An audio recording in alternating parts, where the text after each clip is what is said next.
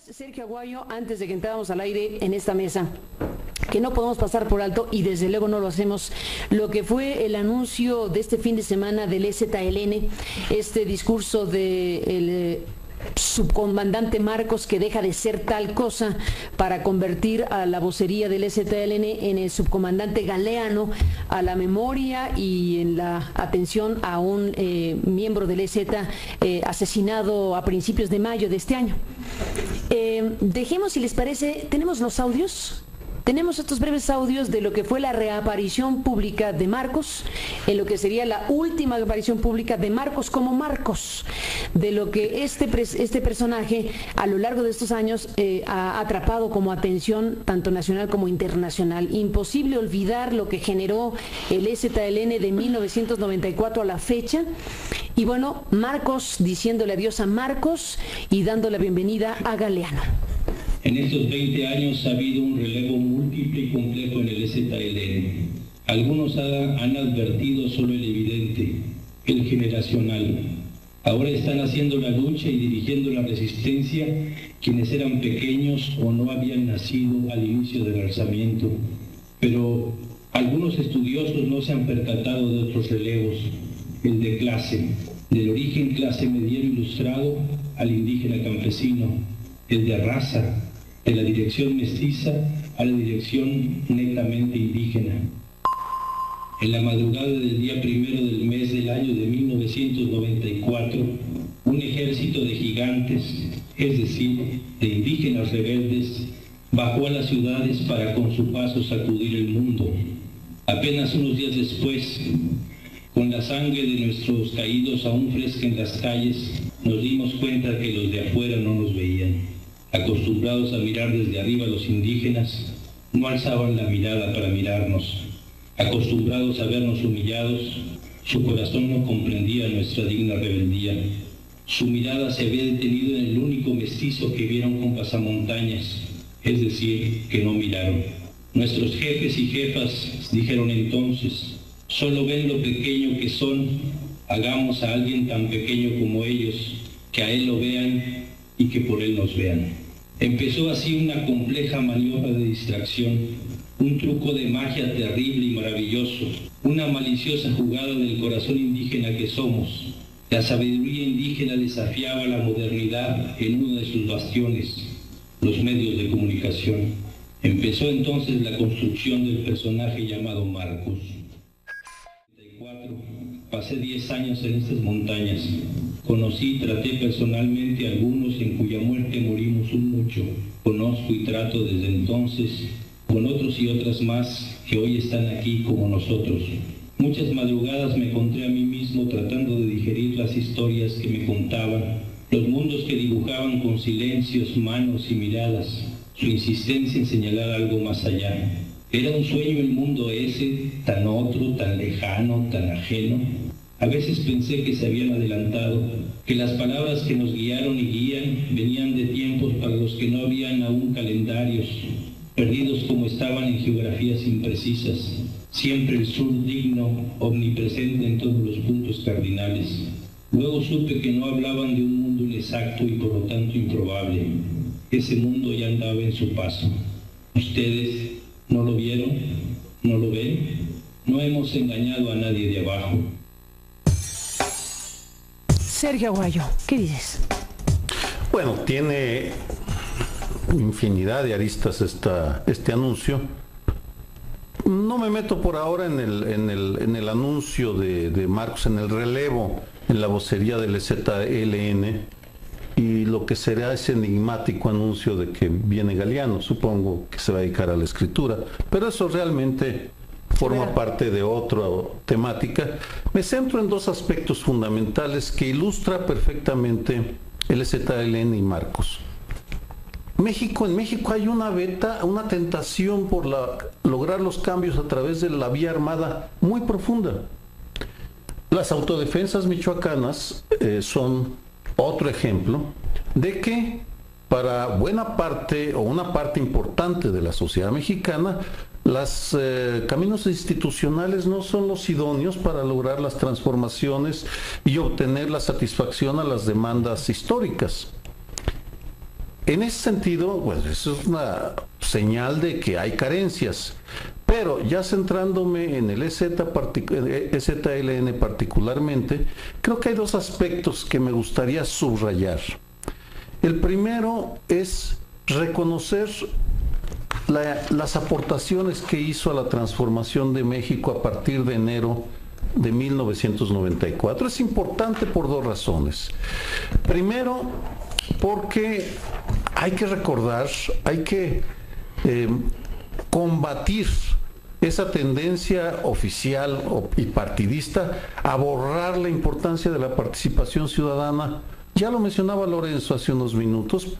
Es también, Lorenzo, un intento sistemático por desconocer la importancia que ha tenido el papel de la sociedad en las transformaciones que vive México.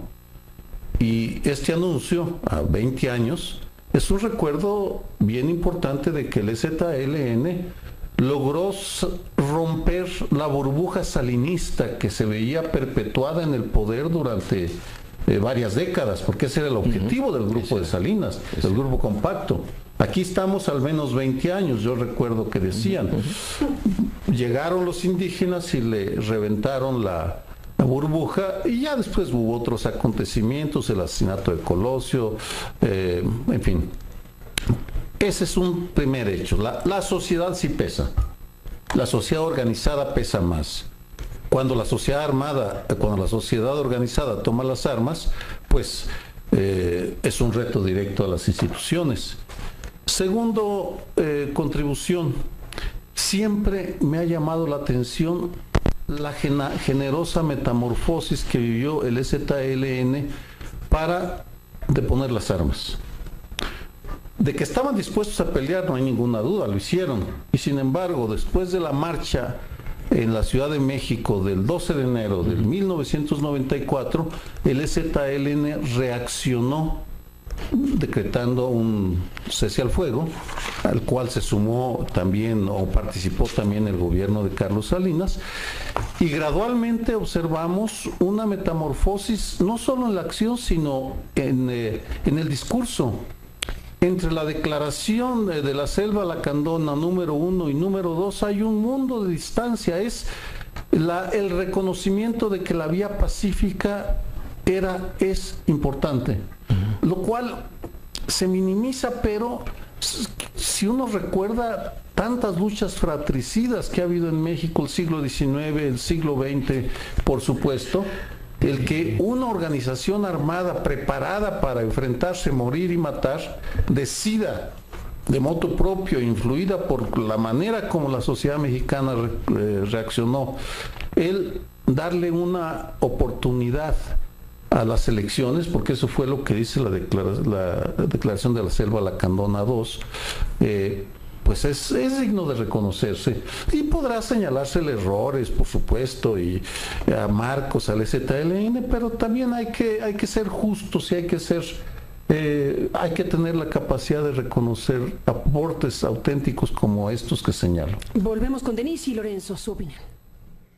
Entramos en esta parte final de la mesa. Lorenzo Meyer y Denise Dresser con su opinión acerca del EZLN, que 20 años después de la irrupción pública de un ejército zapatista de liberación nacional, cuyo vocero, el subcomandante Marcos, pues atrapó la atención en ese momento, desde luego, a nivel nacional e internacional. Imposible olvidar lo que eran aquellas primeras coberturas que dieron la vuelta al mundo, porque era un momento donde prácticamente no había noticia mayor en el mundo que esta irrupción de un grupo armado, indígena, zapatista, encapuchados en un lugar de México.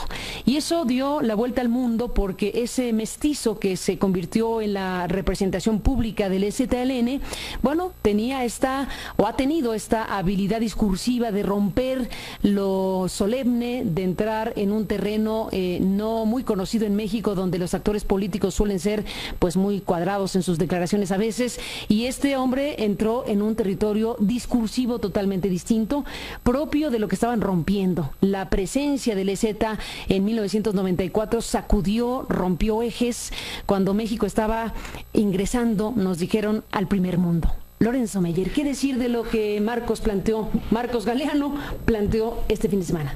Varias cosas y no sé si tenga yo el tiempo para todo eso. En primer lugar, un contrapunto con lo que acaba de decirnos Sergio Aguayo.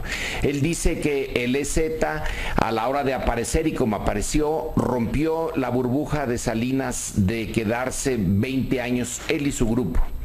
Yo me pregunto si no está otra vez Salinas y simplemente el EZ fue un espacio y el proyecto de Salinas es justamente el que está ahora en pleno auge. Es una pregunta, Sergio, pero vale la pena.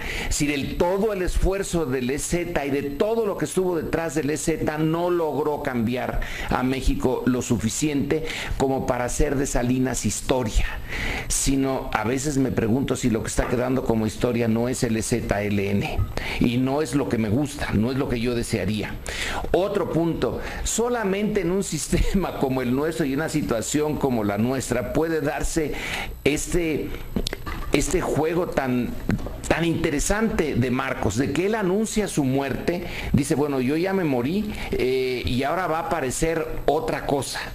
Supongamos que estemos, no sé, que estemos en Francia o en España o en Estados Unidos, sería imposible que en política se hiciera este tipo de discursos y este tipo de juego, pero es en México, en un sistema tan opaco, tan indefinido. ¿Dónde estamos nosotros? Y Marco, en primer lugar, es parte de un ejército. Tenemos dos ejércitos en México, en principio, el Ejército Nacional y el Ejército Zapatista. También pocos países tienen dos ejércitos. Alguien diría, no tenemos dos, tenemos nada más uno, el Ejército Nacional y estos otros están ahí armados, pero estos otros armados tienen una zona que tiene su propio reconocimiento por parte del viejo sistema o del sistema dominante.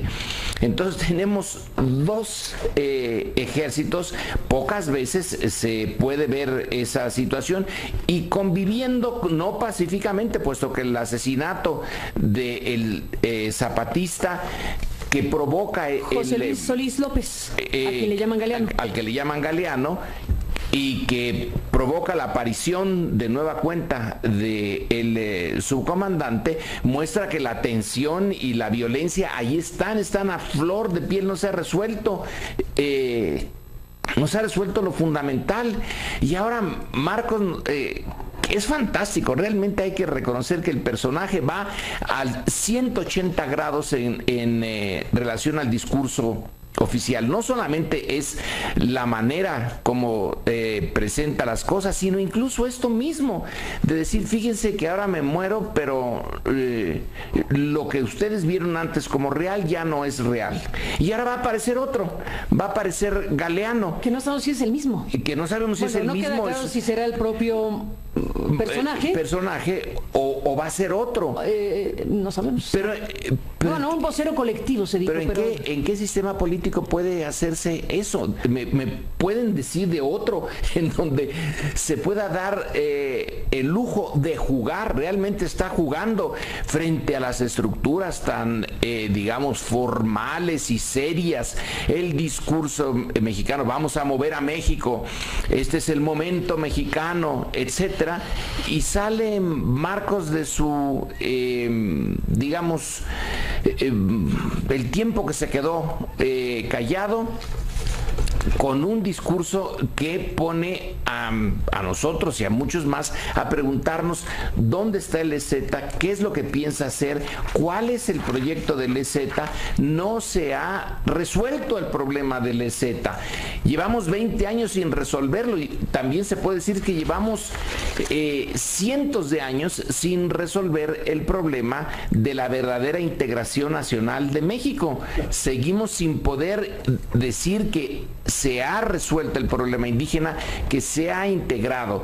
Hace poquito se estaban celebrando los 100 años del libro de Andrés Molina Enríquez, en donde el problema indígena está en el centro de su obra clásica, Los grandes problemas nacionales. Bueno, ese problema nacional, o uno de los grandes problemas nacionales, que fue el problema indígena, vino la revolución, se fue la revolución, y el problema sigue, no exactamente igual que con don Andrés, pero ahí está, 100 años y sigue.